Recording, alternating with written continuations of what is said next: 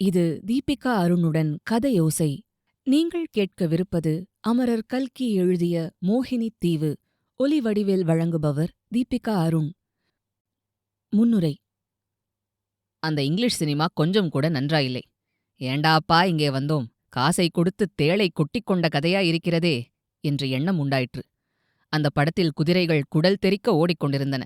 ஒரு மனிதனும் இன்னொரு மனிதனும் கத்திச்சண்டை போட்டார்கள். ஒரு யுவனும் ஒரு யுவதியும் காதல் புரிந்தார்கள்.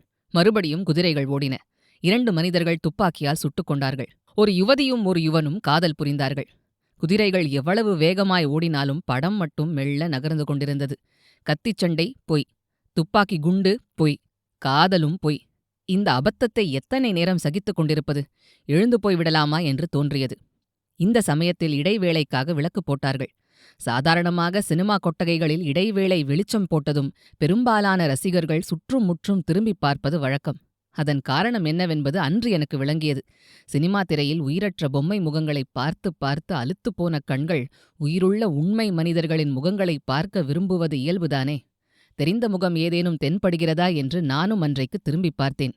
இந்த உபயோகமற்ற சினிமாவை பார்க்க வந்த அசட்டுத்தனத்தை இன்னும் யாரேனும் ஓர் அறிமுகமான மனிதருடன் பகிர்ந்து கொள்வதில் சற்று நிம்மதி உண்டாகலாமல்லவா? அவ்வாறு சுற்றுமுற்றும் பார்த்தபோது தெரிந்த முகம் ஒன்று உண்மையிலேயே தெரிந்தது. யார் என்பது உடனே புலப்படவில்லை. அந்த மனிதரும் என்னை பார்த்து ஒரு புன்னகை புரிந்தார். நான் பட்ட அவதியை அவரும் பட்டுக்கொண்டிருக்க வேண்டும் என்று தோன்றியது. சமிக்ஞையினால் நாங்கள் முகமன் சொல்லிக் கொண்டிருந்த சமயத்தில் என் பக்கத்தில் உட்கார்ந்திருந்த ஒரு ரசிகர், "சுத்த பாடாவதி படம், 1.25 ரூபாய் தண்டம்" என்ற இரைச்சல் போட்டுக்கொண்டு எழுந்து போனார். சற்று தூரத்திலிருந்து புன்னகை புரிந்த மனிதர் அந்த சந்தர்ப்பத்தை நழுவவிடக்கூடாது என்று பரபரப்புடன் எழுந்து வந்து என் பக்கத்து நாற்காலியில் உட்கார்ந்தார். என்ன செய்தி, என்ன சமாச்சாரம், வீட்டில் எல்லாரும் சௌக்கியமா, படம் சுத்த மோசமாயிருக்கிறதே என்று க்ஷேம லாபங்களை விசாரித்துக் கொண்டே அந்த மனிதர் யாராயிருக்கும் என்று யோசித்துக் கொண்டிருந்தேன். பேச்சுவாக்கில், "இப்போது எங்கே ஜாகை?" என்று கேட்டேன். "ஜாகையாவது மண்ணாங்கட்டியாவது. ஜாகை கிடைக்காதபடியால்தான் சினிமா கொட்டகையிலாவது பொழுதை போக்கலாம் என்று வந்தேன். இங்கேயும் இந்த லட்சணமாயிருக்கிறது. மறுபடியும் பர்மாவுக்கே திரும்பிப் போய்விடலாமா என்று கூட ஒவ்வொரு சமயம் தோன்றுகிறது" என்றார். பர்மா என்ற வார்த்தையை கேட்டதும் அந்த மனிதரைப் பற்றி எனக்கு நினைவு வந்துவிட்டது. அந்த மனிதர் என் பழைய சிநேகிதர். கற்பனையும் ரசனையும் படைத்தவர். கவிதையிலும் காவியத்திலும் முழுகியவர். அப்படிப்பட்ட மனிதர்கள் வாழ்க்கையில் வெற்றி பெறுவது அபூர்வந்தானே. பாரத நாட்டில் பிழைக்க வழியில்லை என்று கண்டு பர்மாவுக்குப் போனார். இவருடைய அதிர்ஷ்டம் அங்கேயும் தொடர்ந்து சென்றது. இவர் போய்ச் சேர்ந்த சில நாளைக்கெல்லாம் ஜப்பான் யுத்தம் மூண்டது. ஜப்பானிய சைன்யங்கள் மலாய் நாட்டை கைப்பற்றிக் கொண்டு பர்மாவின் மீது படையெடுத்து வந்தன. ஜீவனோபாயம் தேடி பர்மாவுக்குச் சென்ற சிநேகிதர் ஜீவன் பிழைத்தால் போதும் என்று தாய் நாட்டுக்கு புறப்பட வேண்டியதாயிற்று. தப்பி பிழைத்தவர் சென்னை வந்து சேர்ந்த புதிதில் ஒரு தடவை அவரை பார்த்தேன். அந்த சமயம் சென்னை நகரை காலி செய்துவிட்டு சென்னை வாசிகள் ஓடிக்கொண்டிருந்த சமயம். ஆகையால் அப்போது அவரிடம் அதிகம் பேசுவதற்கு முடியவில்லை.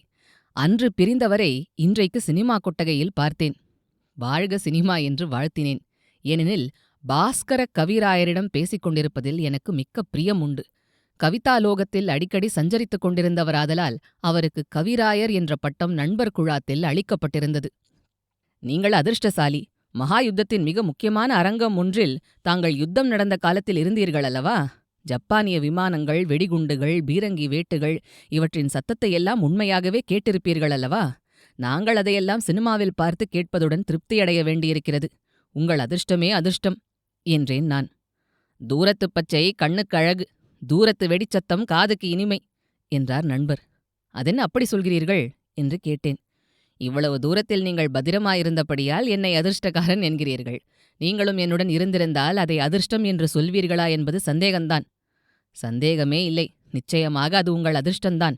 அந்த நெருக்கடியான சமயத்தில் ஜப்பானிய சைன்யம் ரங்கூனை நோக்கி வந்து கொண்டிருந்த போது பர்மாவில் உங்களுக்கு எத்தனையோ ரசமான அனுபவங்கள் ஏற்பட்டிருக்கும். அவற்றையெல்லாம் உங்களிடம் கேட்க விரும்புகிறேன். ஒரு நாள் சொல்ல வேண்டும்." "ஒரு நாள் என்ன, இன்றைக்கே வேண்டுமானாலும் சொல்லுகிறேன். ஆனால் பர்மாவில் இருந்த சமயத்தில் எனக்கு அவ்வளவு ரசமான அனுபவங்கள் ஏற்பட்டன என்று சொல்ல முடியாது. பர்மாவிலிருந்து இந்தியாவுக்கு கப்பலில் திரும்பி வந்தபோதுதான் மிக அதிசயமான சம்பவம் ஒன்று நிகழ்ந்தது. அதை கேட்டால் நீங்கள் ரொம்பவும் ஆச்சரியப்பட்டுப் போவீர்கள்" என்றார் பாஸ்கரர். பழம் நழுவி பாலில் விழுந்தது போல் ஆயிற்று. கட்டாயம் அந்த அனுபவத்தை சொல்ல வேண்டும். "அப்படியானால் நீங்கள் கப்பலிலா திரும்பி வந்தீர்கள்? கப்பலில் உங்களுக்கு இடம் கிடைத்ததே, அதுவே ஓர் அதிர்ஷ்டம்தானே?" என்றேன் நான். இந்த சமயத்தில், "சுத்த பாடாவதி படம்" என்று சொல்லிவிட்டு போன மனிதர் திரும்பி வந்து கொண்டிருந்தார். அவருடைய இடத்தில் உட்கார்ந்திருந்த என் சிநேகிதரை குத்துச்சண்டைக்காரனைப் போல் உற்று பார்த்தார். நண்பரும் அஞ்சா நெஞ்சங்கொண்ட வீரனைப் போல் அவரை திரும்ப உற்று பார்த்தார். நெருக்கடியை தீர்க்க எண்ணங்கொண்ட நான், இந்த பாடாவதி படத்தை பார்த்தவரையில் போதும், வாருங்கள் போகலாம் என்று சொல்லி நண்பரின் கையை பிடித்து அழைத்துக் கொண்டு போனேன். கடற்கரைக்குப் போய்ச் சேர்ந்தோம். பூரண சந்திரனின் பால் நிலவில் கடற்கரையின் வெண்மணல் பரப்பு வெள்ளி முலாம் பூசி விளங்கியது. கடற்கரைச் சாலையில் வைரச்சுடர் விளக்குகள் வரிசையாக ஜொலித்தன. காசு செலவின்றி கடல் காற்று வாங்க வந்த பெரிய மனிதர்களின் மோட்டார் வண்டிகள் ஒவ்வொன்றாக புறப்பட்டுக் கொண்டிருந்தன. பௌர்ணமியானாலும் கடல் அலைகள் அன்றைக்கு அடங்கி ஒலித்து தம்புராவின் ஸ்ருதியைப் போல் இனிய நாதத்தை எழுப்பிக் கொண்டிருந்தன. பர்மாவிலிருந்து வருவதற்கு தங்களுக்கு கப்பலில் இடம் கிடைத்ததாக்கும். அது ஓர் அதிர்ஷ்டந்தானே. தரை மார்க்கமாக வந்தவர்கள் பட்ட கஷ்டங்களைக் கேட்டால் அப்பப்பா பயங்கரம் என்றேன். ஆம், தரை மார்க்கமாக கிளம்பி வந்தவர்கள் எத்தனையோ கஷ்டப்பட்டார்கள். பலர் வந்து சேராமல் வழியிலேயே மாண்டு போனார்கள். தரை மார்க்கம் கஷ்டமாயிருக்கும் என்று தெரிந்துதான் நான் கால்நடை பிரயாணிகளுடன் கிளம்பவில்லை. கப்பலில் இடம் பெறுவதற்கு பெரும் பிரயத்தனம் செய்தேன். கடைசியில் தூரத்தில் ஜப்பான் பீரங்கி குண்டுகளின் சத்தம் கேட்கத் தொடங்கிய நேரத்தில் ரங்கூன் துறைமுகத்திலிருந்து கிளம்பிய கப்பல் ஒன்றில் எனக்கு இடம் கிடைத்தது. அந்த வரைக்கும் நான் அதிர்ஷ்டசாலிதான் என்றார் நண்பர். மேலும் நான் தூண்டிக் கேட்டதின் பேரில் பாஸ்கர கவிராயர் அந்த கப்பல் பிரயாண கதையை விவரமாக கூறத் தொடங்கினார்.